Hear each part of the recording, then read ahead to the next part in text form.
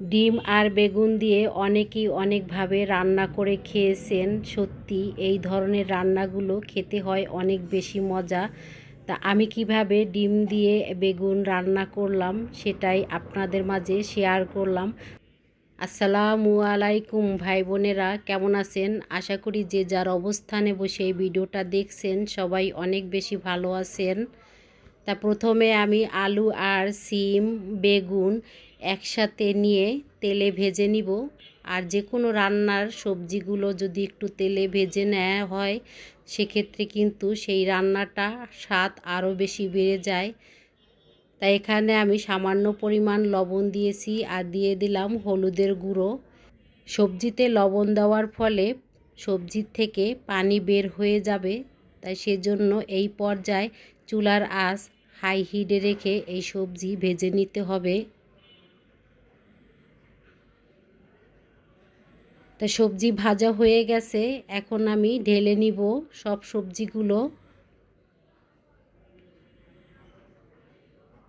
তাই ওই কড়াইতেই আমি সামান্য পরিমাণ তেল দিয়েছি, দিয়ে দিলাম এখানে 4-5টা শুকনা মরিচ আর চায়ের চামচের 1 চামচ পরিমাণ গোটা জিরা। তা হালকা করে একটু ভেজে নিয়েছি, এখন আমি দিয়ে দিব পেঁয়াজ কুচি। এখন আমি পেঁয়াজটাকে হালকা বাদামি করে ভেজে নিব। ডিম দিয়ে বেগুন তো অনেকেই অনেকভাবে রান্না করে খেয়েছেন, এভাবে একবার হলেও রান্না করে খেয়ে দেখতে পারেন, খেতে কিন্তু অনেক বেশি মজা হয়। দুপুরে গরম ভাতের সাথে এই ধরনের রান্না যদি থাকে তাহলে 1 প্লেট ভাত নিমিষেই শেষ হয়ে যাবে, এতটাই মজা হয়। মাছ মাংসর স্বাদকেও হার মানায়। মাঝে মাঝে কিন্তু একটু ভিন্ন রকমের খাবার খেতে অনেক বেশি ভালোই লাগে।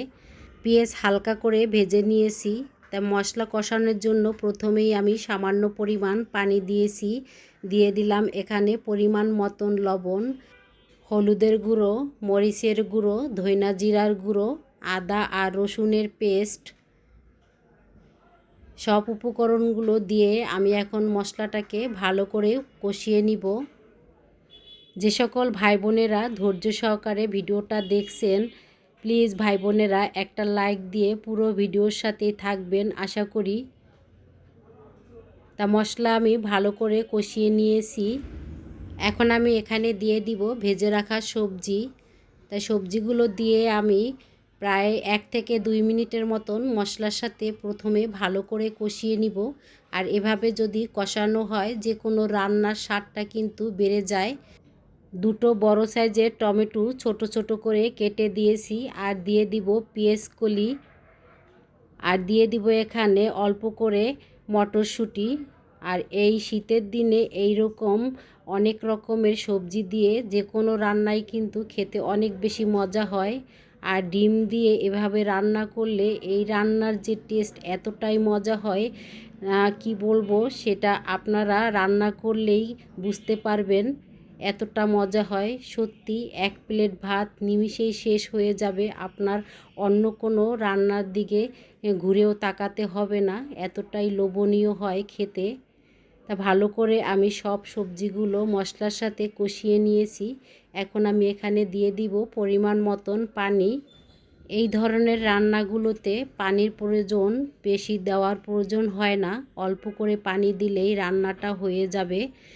এখানে আমি পরিমাণ মতন পানি দিয়েছি, এখন আমি অফ ক্যামেরায় 3 থেকে 4 মিনিটের মতন রান্না করে নিব। এক চুলায় সবজিটা রান্না হতে থাকুক, আরেক চুলায় আমি ডিমটাকে ভেজে নিব। তাই তেলে আমি ডিমটাকে ছেড়ে দিয়েছি, এখন আমি ডিমটাকে এভাবে নেড়েচেড়ে ভেঙে ঝুড়া করে ভেজে নিব।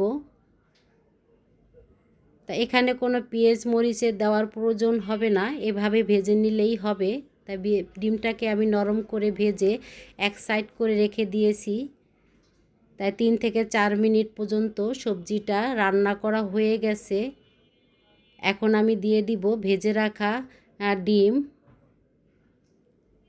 সত্যি কি বলবো ভাই বোনেরা, এই রান্নাটা এত মজা হয়েছে, অনেক মজা হয়েছে। আপনারাও এভাবে রান্না করে খেয়ে দেখতে পারেন, অসাধারণ একটি রেসিপি।